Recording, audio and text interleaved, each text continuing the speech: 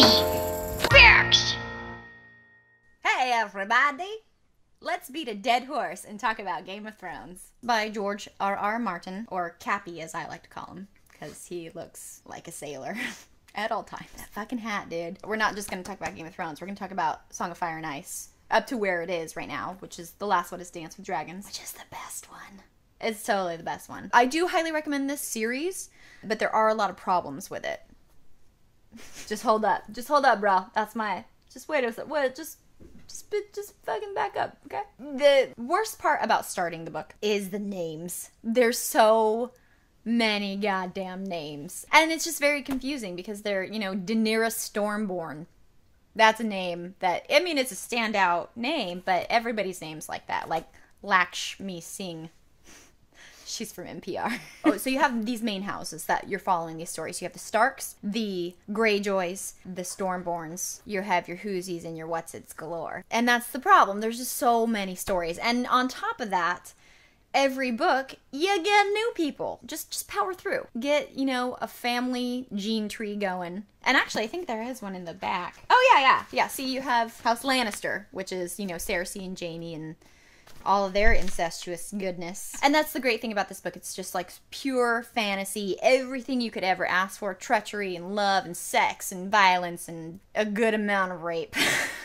Just a solid amount. Which any good fantasy book. No. Oh, God. That's terrible. And magic. There's a lot of like little tinklings of magic here and there, which is really cool. For instance, there's dragons and there's changelings. The best part about this book, which separates it from others, and I think why it's become a cultural phenomenon, is because it makes those magical things seem very grounded in reality because the characters are so believable. Something that stands out to me about this book, which also makes it terrible to read in the best of ways, is that you have no idea whose story it is, who to follow, or you get really attached to certain characters and then they die every single time. Like, you get attached to someone, then you're pretty much guaranteed that person's gonna die, which is great because nobody does that. Nobody's like, hey, you want a dose of real life?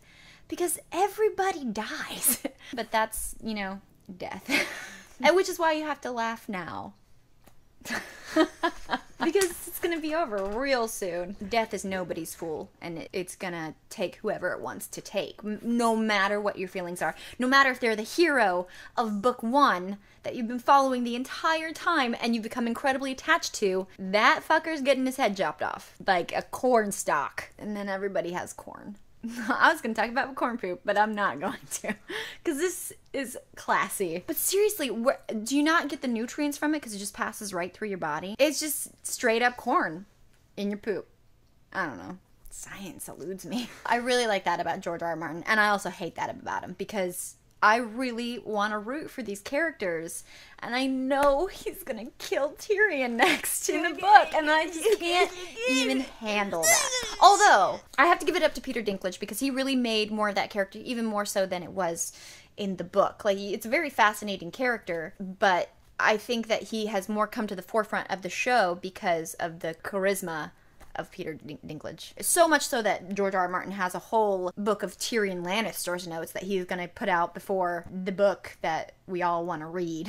What a dick. Something that keeps the Song of Ice and Fire alive is the fact that he keeps killing off characters and bringing in new ones. It's just like history of humanity. That's what happens. People die, and then new people, their stories come to the forefront. But one of the great things that he does is that even if he does kill off characters, he still has them there in a certain way. Though that person isn't gone forever into the ether. It's like the law of the conservation of energy. Nothing is lost. It's all the same. It's just in a different form. I want to spoil something for you so bad. But just know, even though death is guaranteed for everyone in the books and in life, it's not the end. Did we learn something? Did we just touch upon something? More? I wonder how big Hodor's penis is. And then if he's like having sex and he's just like, Hodor.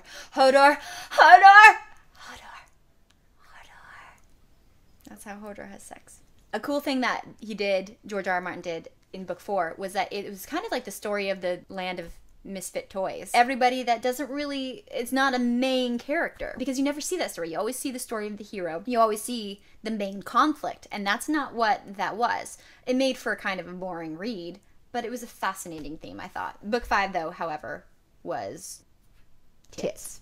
Titties. It was double D's. It was great. And it just made you want to read the book after that so much more. So much more. Angry more. I'm just angry now. If you want a recommendation off of this book, I highly recommend Name of the Wind. Peeking out right here. Name of the Wind by Patrick Rothfuss. Also, Wise Man's Fear. And then Doors of Stone is the third one that has not come out yet. He's pulling a George R. R. Martin. All of his readers are just like, WTF, man, get it done. And he's like, just fucking back jump up your own ass.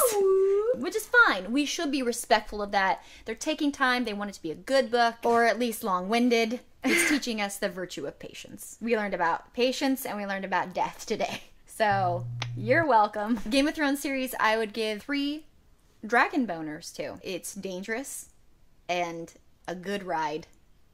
It's Daenerys, isn't it? It's Daenerys. What did I say? Isn't Daenerys? Oh, shut the fuck up. Daenerys Stormborn. I don't know if I mispronounced that. I shouldn't have, because I watched the show. Subscribe. I'll kill your family. I'll kill them all.